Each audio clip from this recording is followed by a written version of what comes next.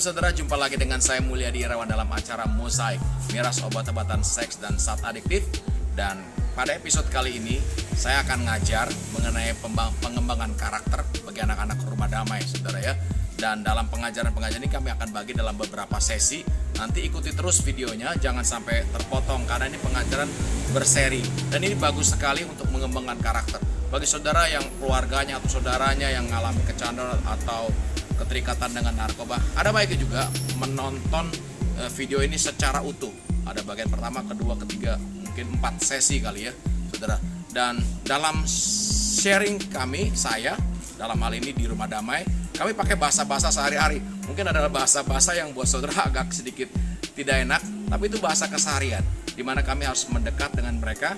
Ada yang namanya kelompok sebaya, dan kami menganggap mereka ini sama sebaya. Jadi kalau bahasa lu, gue, semua itu kita pakai sehari-hari demi terjamin sebuah hubungan yang baik.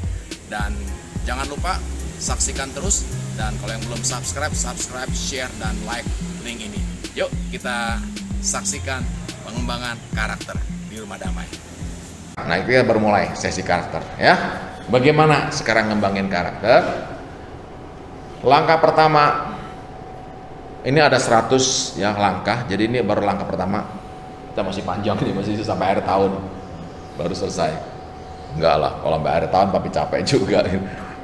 Enggak sampai 100 lah, kebanyakan sampai 100. Kalau sampai 100, Awi udah nyerah duluan gitu. Untung cuma sedikit lah. Nah, yang pertama adalah pertobatan. Hidup lama jadi hidup baru di dalam Kristus. Dari tadi kita sudah belajar bahwa karakter itu adalah apa? Buah roh. Dan buah roh itu adalah kasih. Oke? Alkitab berkata Allah adalah kasih. Oke? Allah adalah kasih. Tuhan itu adalah kasih. Artinya apa? Tidak ada pembentukan karakter sebelum kita kenal Tuhan. Tidak ada pembentukan karakter sebelum ada yang namanya pertobatan. Karena karakter itu kita berkata dari buahnya lah kamu akan lihat mereka. Tuhan kenal kita dari buah. Dan buah bicara kasih. Kasih itu adalah Allah sendiri. Oke ya. Jadi tidak ada pembentukan karakter tanpa pertobatan.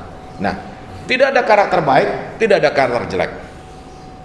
Jadi ada orang berkata gini, karakternya jelek, karakternya baik. Enggak. Karakter is karakter. Karakter itu pasti baik. Karena sumbernya siapa? Allah sendiri. Jadi enggak ada yang bilang Tuhan bagus atau Tuhan jelek. Jadi kalau bicara Tuhan itu satu, yaitu dia. Tuhan yang baik. Jadi enggak ada yang bilang Tuhan yang jelek. Jadi kalau bicara karakter itu bicara kasih. Kasih itu adalah Allah sendiri, dan tidak ada Allah jelek, Allah baik. Nangkep dulu ini satu hal ya. Jadi nggak ada orang bisa berkata karakternya jelek.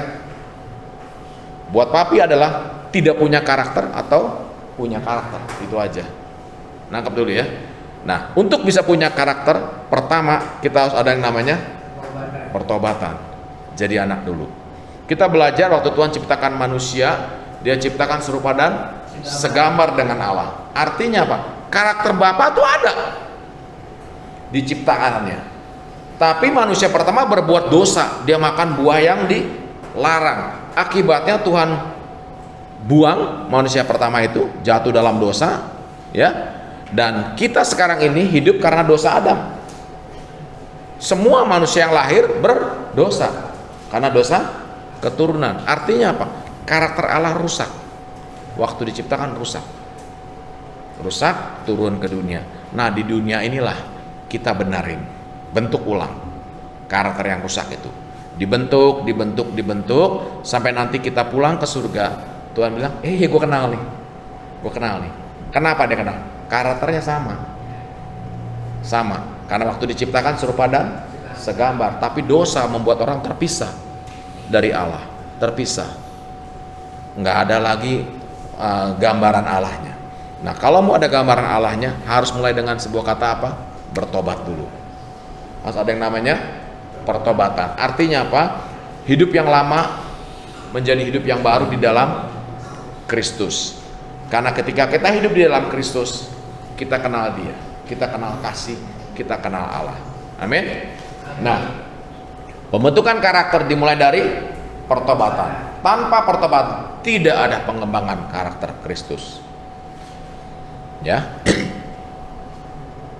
Tapi pakai biar ginilah karakter Kristus lah, karena dunia juga ngajarin ada karakter-karakter yang lain.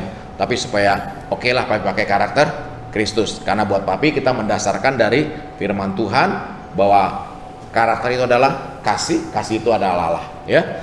Jadi tanpa pertobatan tidak ada pengembangan karakter Kristus. Harus ada pertobatan. Ada dua jenis pertobatan. Kesatu pertobatan dari perbuatan jahat, kedua pertobatan dari perbuatan baik. Anak bungsu tiba-tiba di Alkitab cerita datang ke papanya, "Pak, aku minta harta yang menjadi bagianku." Papanya kasih. So anak itu pergi, dugem, mabok-mabokan, main perempuan sampai habis semua. Sampai satu hari dia kebuang-buang, dia kerja di peternakan babi. Terus dilihat babi makan enak banget deh, enak banget gitu loh. Sampai dilihat makanan babi aja enak, berarti tuh udah gak ada makanan loh.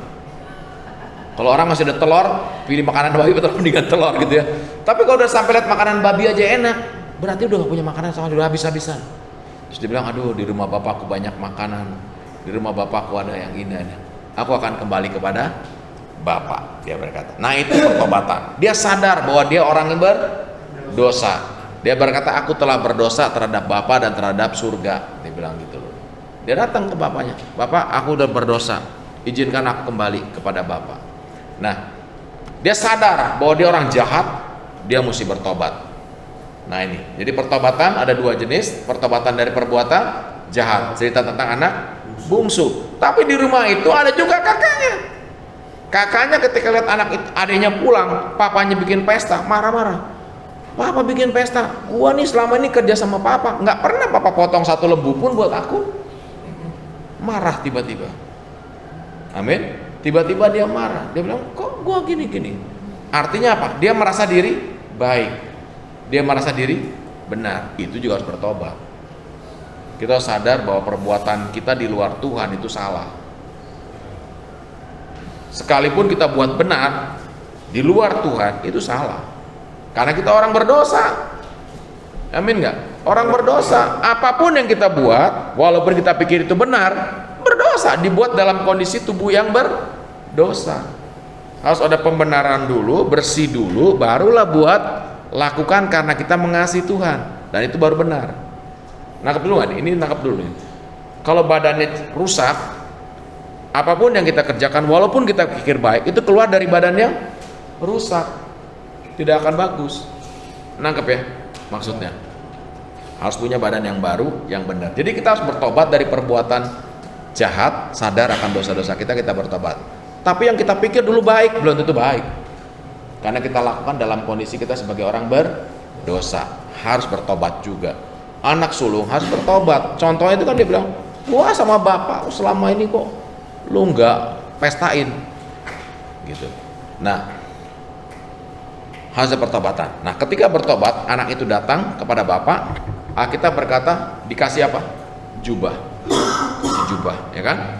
Jubah, terus dikasih cincin, dikasih sendal. Ini yang bikin marah si sulung nih. Nggak pernah dikasih jubah, nggak pernah kasih sendal gitu loh. Nah, yang beda kan ada lagi nih. Kita bayangkan anak bungsu itu dia pulang dari kandang babi, peternakan babi. Zaman itu kan belum ada mobil, belum ada ojek. Jadi pasti jalan kaki. Kotor, bau, sampai rumah ketemu bapak dikasih jubah gitu. Ada nggak orang pakai jas dalamnya tai babi? Ada nggak orang pakai gitu? Nggak ada kan ya. Biasanya orang mau bersih dipakaikan jubah. Nah, jubah itu lambang bahwa kita diangkat jadi anak, dikasih jubah. Oke, tapi kita mesti sadar dalamnya kotor, karakternya masih jelek, bersihin dong. Makanya karakter itu perlu waktu. Begitu kita kenal Tuhan, dikasih jubah, jebret, pakai baju. Tapi sadar, ini masih kotor, karakternya masih rusak. Bentuk dong, bentuk, bersihkan. Anak sulung beda, dia di rumah, badannya bersih, mandinya sehari mungkin 7-8 kali. pakai krembat segala macam, manicure, pedicure gitu kan ya, tapi nggak punya jubah. Beda. Dia mesti punya jubah. Jadi harus bertobat. Jadi ketika kita bertobat, bukan selesai sampai pertobatan, tapi sadarlah karakter kita dulu rusak. Bentuk ulang perlu waktu, perlu proses, harus dijalani, punya motivasi. Standarnya hari itu udah mulai pakai yang tertinggi dan dalam setiap situasi.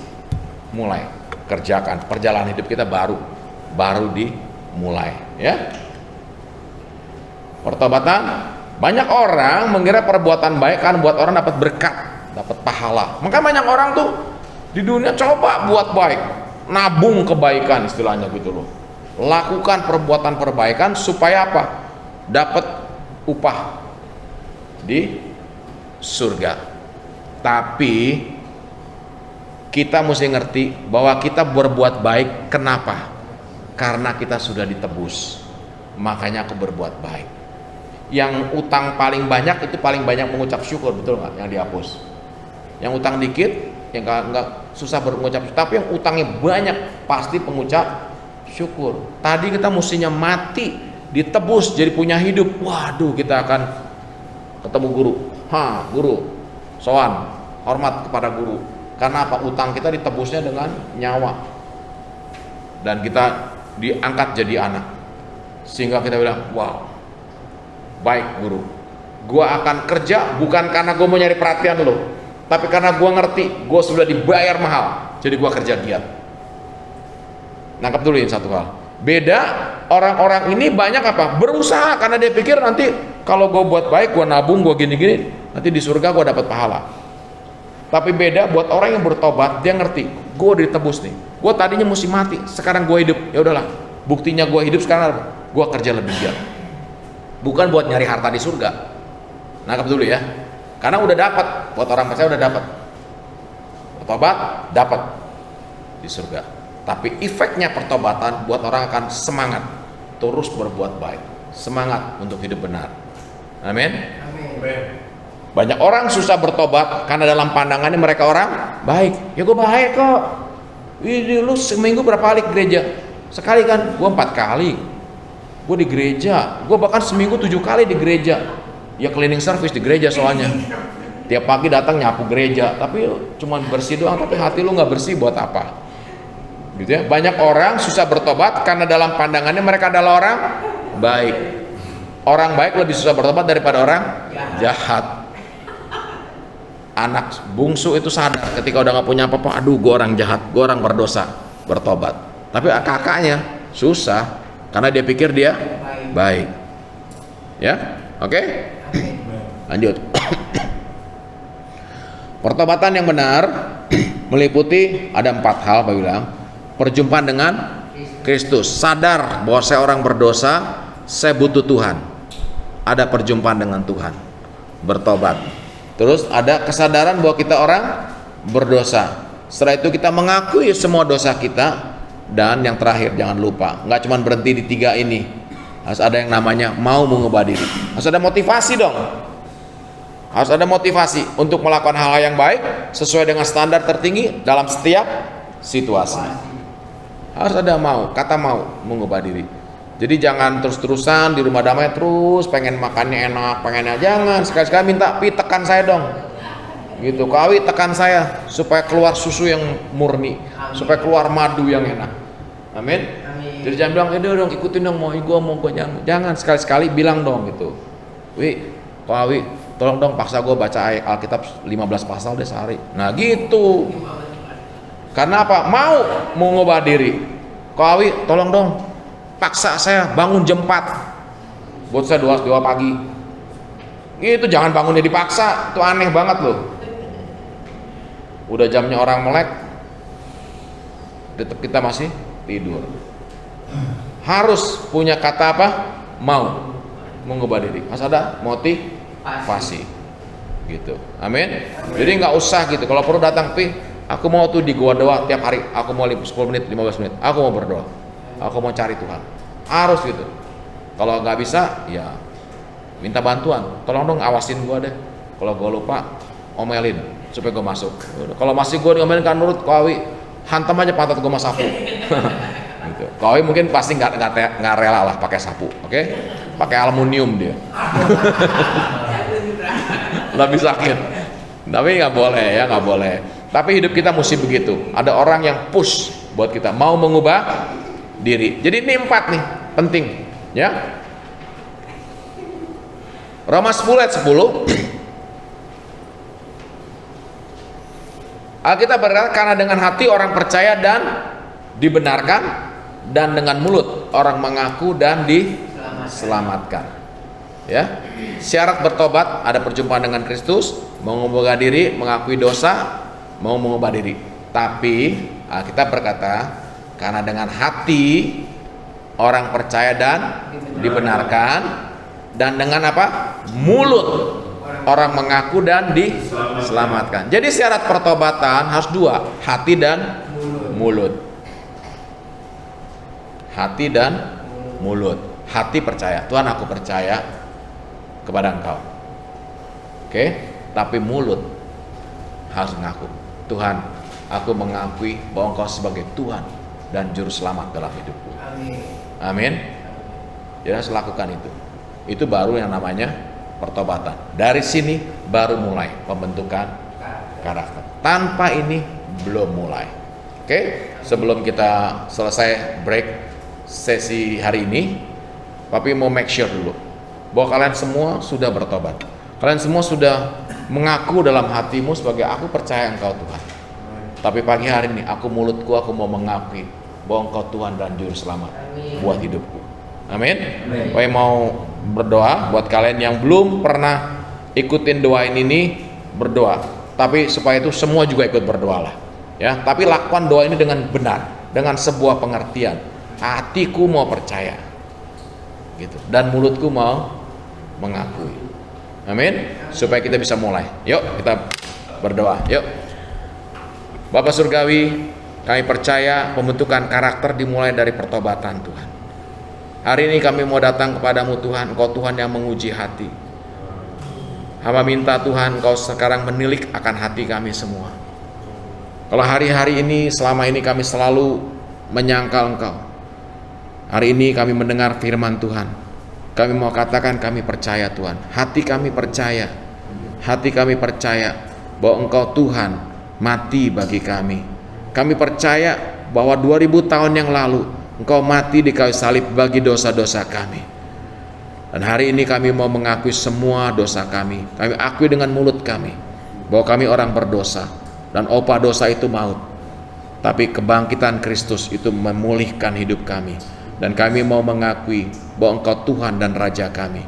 Tuhan, kami berdoa biar Engkau Tuhan tinggal dalam hati kami, jadi Tuhan dan Raja kami. Ampuni semua dosa dan pelanggaran kami. Catat nama kami dalam kitab kehidupan di surga Tuhan. Kami percaya hari ini kami jadi anak-Mu. Hari ini ada pertobatan terjadi dalam hidup kami. Dan kami mau izinkan Tuhan bentuk karakter kami Tuhan. Selanjutnya biar bentuk karakter kami, sehingga nanti Engkau akan kenal kami lewat kasih, lewat buah roh yang dihasilkan Tuhan. Terima kasih Tuhan, tanamkan motivasi yang kuat. Kami undang Engkau masuk dalam hati kami, jadi Tuhan dan Raja kami. Terima kasih Tuhan, kami jadi anak-Mu sekarang. Dalam nama Yesus kami berdoa. Amin. Ya, Pak berdoa dengan tadi kalian sudah doakan dengan sungguh, dengan pengertian, kalian sudah jadi anak. Kamu sudah dapat baju, jubah, oke? Dapat jubah. Tapi sadar, ini masih kotor. Ayo mulai dibersihkan. Nanti ada di sesi yang lanjutnya. Ya, kita selesai buat hari ini, kita berdoa ya. Bapa Surgawi, terima kasih. Biar Engkau tanamkan ini dalam hidup kami semua. Biar kami semua boleh belajar dan kami boleh bertumbuh dalam karakter. Dan kami berdoa Tuhan, anak-anak Rumah Damai, khususnya kami semua di tempat ini, jadi pribadi yang berkarakter kuat. Karena kami percaya lewat karakter ini Tuhan akan bawa kami naik dan kami akan terus naik Tuhan. Hamba lepaskan berkat yang paling baik. Keinginan untuk berubah itu turun dalam nama Yesus dalam hidup mereka. Keinginan untuk berubah, motivasi itu Engkau berikan dalam nama Yesus. Dan biar mereka pegang firman Tuhan sebagai standar yang tertinggi. Dan di dalam segala situasi mereka terus pegang firman Tuhan, berkata bahwa Engkau Tuhan baik. Terima kasih, izinkan kami dibentuk oleh Tuhan. Terpujilah namamu, dalam nama Yesus kami berdoa. Amin. Saudara, kita sudah sampai di ujung daripada acara Mosaik kali ini. Dan saudara, kalau saudara diberkati, saudara bisa share sehingga akan banyak orang bisa dengar. Dan pastikan saudara menonton bagian demi bagian sampai selesai tentang pembelajaran karakter di Rumah Damai. Dan saya percaya ketika kita belajar dan kita melakukan, hidup kita akan berubah. Kita akan jadi pribadi yang punya karakter yang luar biasa. Akhir kata, dari Rumah Damai, saya mengucapkan terima kasih atas semua atensi saudara. Dan please subscribe, share, like, dan komen kalau saudara ingin memberikan komen ya. Sekali lagi saya mau katakan bahwa pembelajaran kali ini kami berikan untuk materi di Rumah Damai, sehingga bahasa yang saya pakai adalah bahasa keseharian, bahasa di mana saya belajar mendekat dengan mereka, masuk ke dunia mereka dan membagikan apa yang harus mereka